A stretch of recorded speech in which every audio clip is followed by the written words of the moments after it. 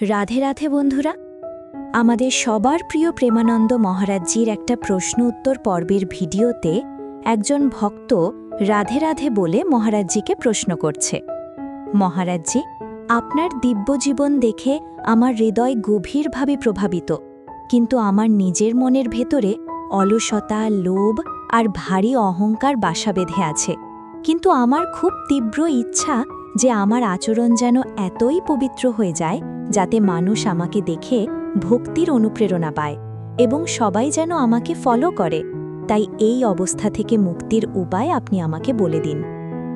ভক্তের এই কথা শুনে প্রেমানন্দ মহারাজজি বলছেন যে মানুষ আমাকে দেখে অনুপ্রেরণা নেবে, এই চিন্তাধারাটি একদমই ভুল, কারণ এর মধ্যে একটা লোক দেখানো ব্যাপার লুকিয়ে আছে এবং এর থেকে নিজের সম্মান পাওয়ার একটা অহংকারের দুর্গন্ধ বেরিয়ে আসছে।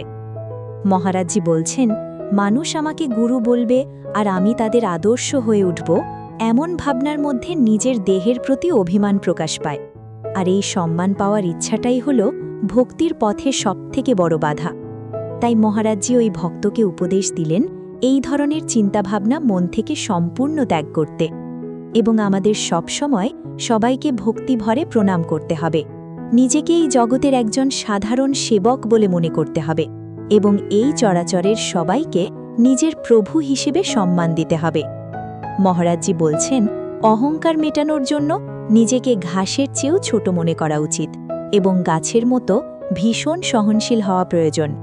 এর পাশাপাশি অন্যকে সম্মান দেওয়া এবং নিজের জন্য কোনো সম্মান আশা না করাটাই হল একজন সত্যিকারের ভক্তের লক্ষণ। আর নিরন্তর ভগবানের নাম জপ করে ধন্য থাকতে হবে এবং যদি কেউ আমাদের অনুকরণ করে বা আমাদের জন্য কারো ভালো হয়, তবে বুঝতে হবে সেটা সম্পূর্ণ ভগবানের কৃপা। কিন্তু আমি যদি মনের ভেতরে এমনটা ভাবতে শুরু করি যে এত লোক আমার অনুকরণ করছে, তবে সেটা অহংকারের জন্ম দেবে, আর এই অহংকার মানুষের পতন আর দুর্গতির পথ তৈরি করে। তাই এই ধরনের ভুল চিন্তা মন থেকে একদম দূর করতে হবে। তারপর প্রেমানন্দ মহারাজজি বলছেন যে আমি যেন একজন ভালো আচরণের অধিকারী হই এবং ভগবানের একজন সাচ্চা ভক্ত হতে পারি, এই চিন্তাটা মনের মধ্যে রাখা খুব ভালো এবং আমি সব ভক্তদের ভালোবাসব আর ভক্তরাও আমাকে ভালোবাসবে, এটাও খুব সুন্দর একটা বিষয়। কিন্তু মানুষ যেন আমার অনুকরণ করে এমন চাওয়াটা মস্ত বড় ভুল। মহারাজজি আরও গভীরভাবে বোঝালেন যে যখন কেউ সত্যি সত্যি সৃষ্ট হয়ে ওঠেন এবং মানুষ তার অনুকরণ করতে শুরু করে, তখন সেই সৃষ্ট মানুষের হৃদয় অনেক বেশি বিনয়ী হয়ে যায়। তিনি নিজেকে জগতের সবচেয়ে অধম বলে মনে করেন, অথচ পুরো সংসার তার পথ অনুসরণ করে, কিন্তু তার মনে বিন্দুমাত্র এই অহংকার থাকে না যে কেউ তার অনুকরণ করছে। তারপর মহারাজজি নিজের জীবনের একটি উদাহরণ দিয়ে বললেন, যখন কেউ এসে বলে যে আমার কৃপায় সে ঠিক হয়ে গেছে বা তার সব খারাপ অভ্যাস দূর হয়ে গেছে, তখন মহারাজজির মনে হয় যে ওই ব্যক্তিটিই আসলে মহারাজজির ওপর কৃপা করছে, কারণ মহারাজজি মনে করেন তার কথা শুনে যখন কারো জীবন বদলে যায়, তখন ভগবানের ইচ্ছাতেই তার কথা বলাটা সার্থক হয়ে ওঠে।